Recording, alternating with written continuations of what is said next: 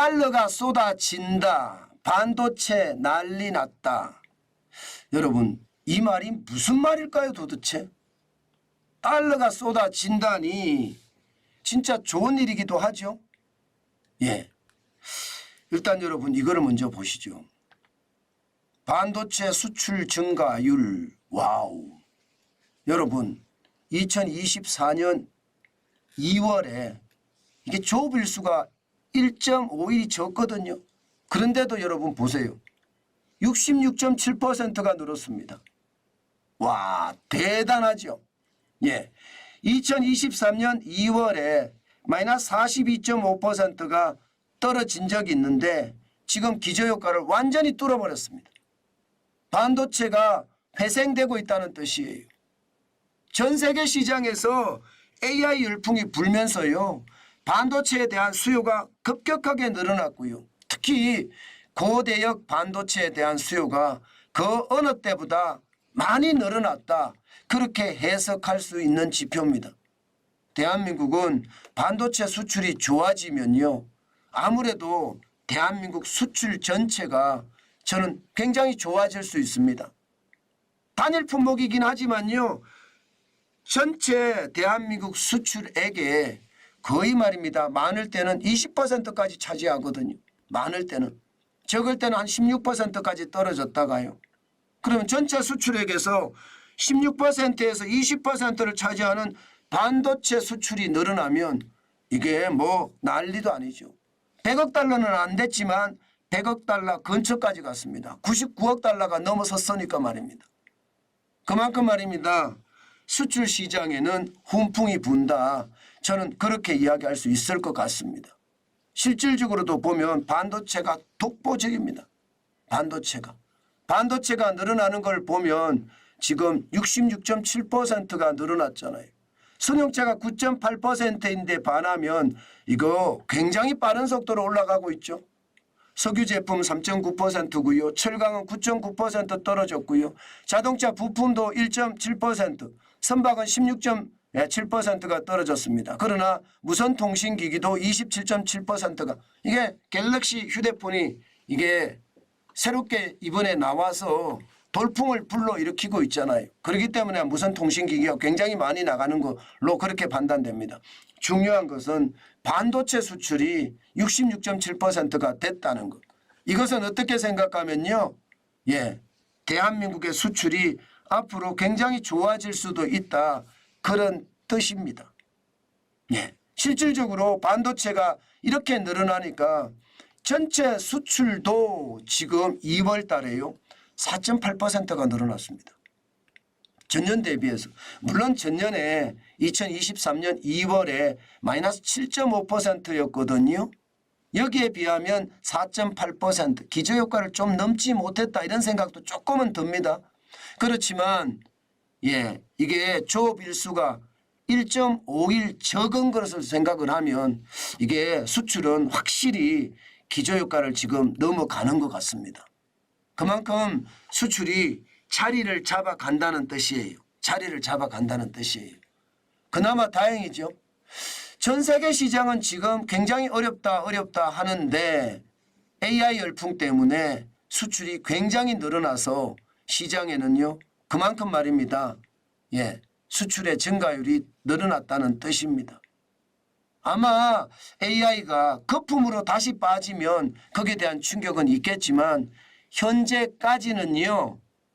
예, 수출이 많이 늘어나고 있다 이런 뜻입니다. 반면에 말입니다.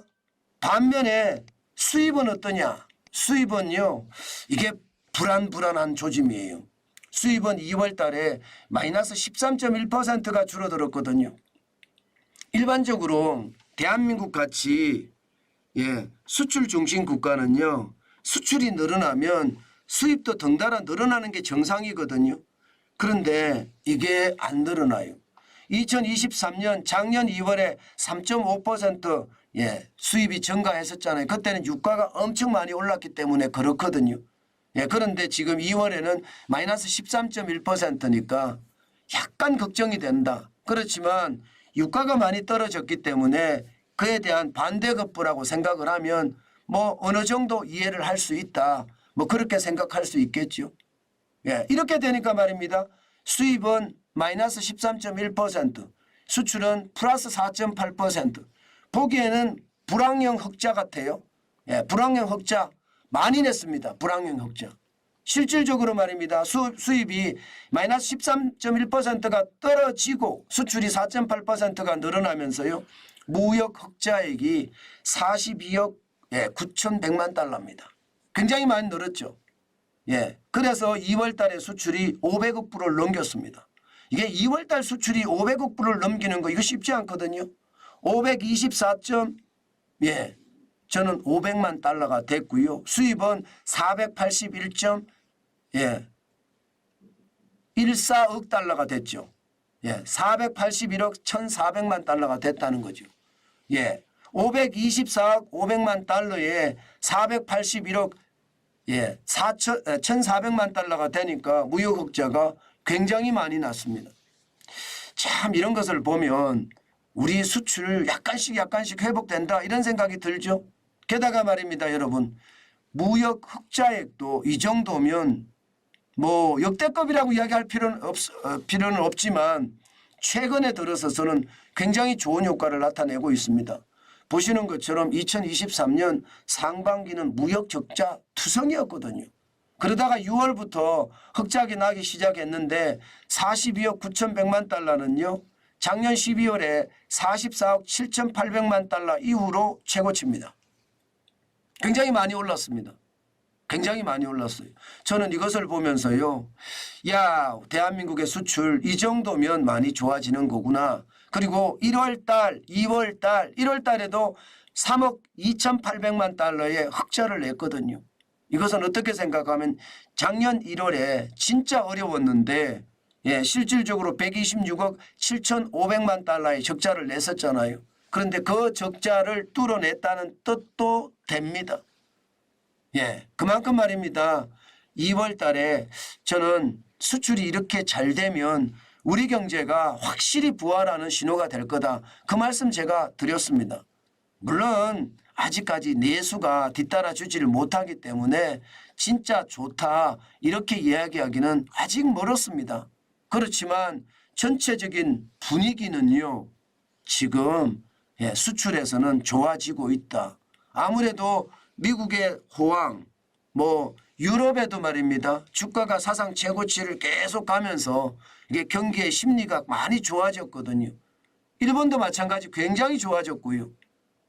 중국이 지금 문제인데 중국의 상황이 어떻게 될지 좀 더 지켜봐야 되지만 돈을 많이 풀고 있잖아요.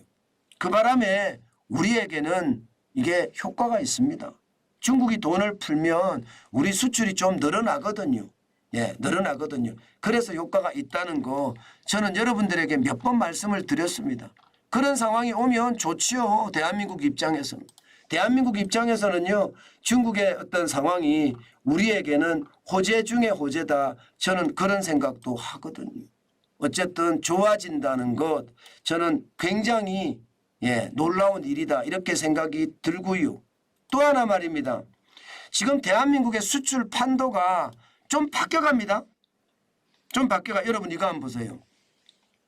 지금 2월 달에 국가별 수출 증감률을 보면요.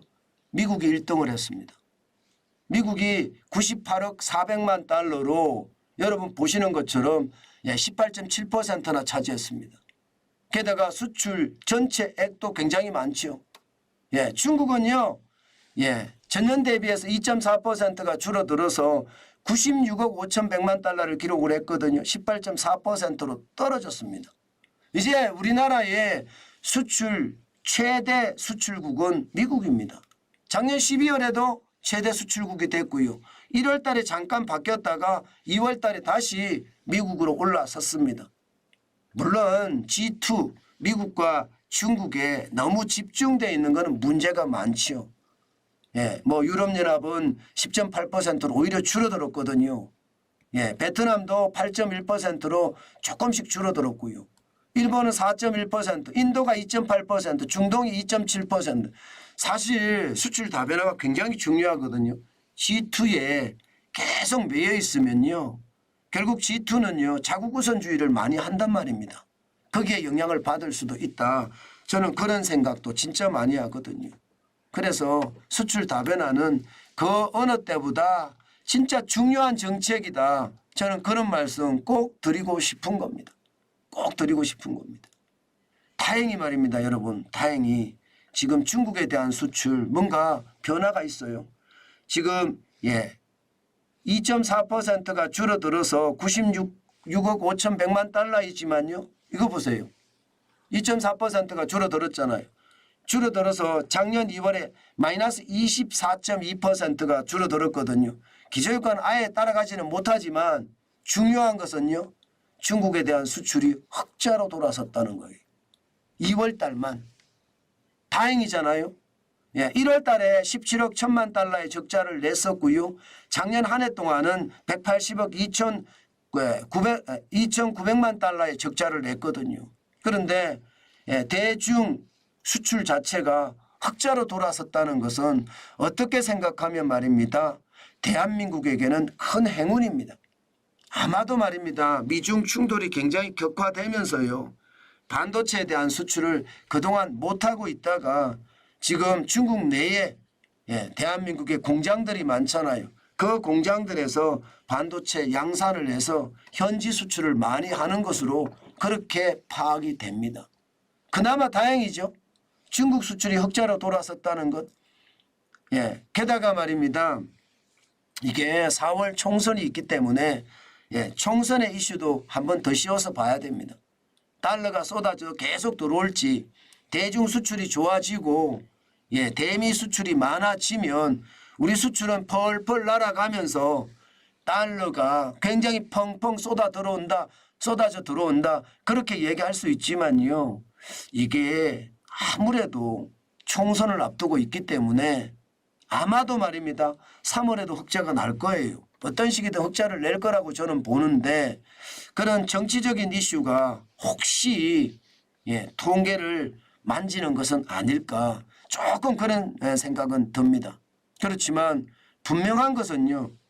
전체 미국의 시장 자체가 기업들 특히 기술주 기업들이 호실적을 계속 발표를 하고 있잖아요. 그 호실적 발표 좋은 실적이 어닝 스프라이즈가 결국은요. 우리 시장에도 지금 영향을 굉장히 많이 미친다. 저는 그렇게 해석합니다. 그렇게 해석합니다. 그렇기 때문에 좀 더 나아질 수 있는 방향 저는 있을 수 있다고 봅니다. 너무 성급하게 제가 서둘지는 않겠지만 그래도 말입니다. 우리 수출이 우리 경제를 지금 지탱해 주고 있다.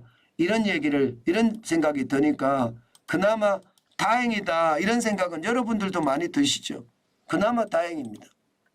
그렇지만 중국에 지금 뭐라고 해야 되나요? 저가 무차별 파산 공세 이거 진짜 우리 조심해야 될 대목 중에 하나입니다. 이거 제대로 대응 못하면요. 대한민국이 무너질 수도 있다는 것 저는 충분히 생각이 듭니다. 충분히 그렇게 될 거라고 봅니다. 그래서 무섭습니다. 어쨌든 지금은 수출이 좋아졌어요. 그래서 달러가 많이 들어온다. 그럼 환율은 어떻게 될까요? 환율은. 달러가 많이 들어오면 지금처럼 이렇게 들어와서는 안 되고요. 더 많이 들어오면 환율은 조금씩 떨어질 거예요. 그러나 슈퍼 엔저를 계속 일본이 지켜가는 한 우리 환율도요. 쉽게는 안 떨어질 겁니다. 많이 팡 떨어지지는 않을 겁니다. 왜냐하면 이게 전 세계에서 말입니다. 환율이 우리가 저평가돼야지 정상이거든요. 제가 정상이라고 이야기하면 이게 말이 안 되는 건가요? 맞습니다. 일본이 슈퍼 엔저니까 우리도 슈퍼 원저가 돼야 된다는 뜻이에요. 그래야지 수출 경쟁력이 생긴다는 뜻인데 그게 저는 앞으로도 계속 그렇게 유지할 거기 때문에 환율에 대한 문제는 다른 문제다. 저는 그렇게 생각은 합니다. 오늘도 환율이 많이 올라가고 있죠. 여러분들 감안을 했으면 좋겠습니다. 분명한 것은 달러가 많이 당분간은 들어올 겁니다. 그리고 슈퍼엔저가 해소될 쯤에는요. 우리 환율도 좀 내려가지 않을까. 저는 그렇게 예상해 봅니다.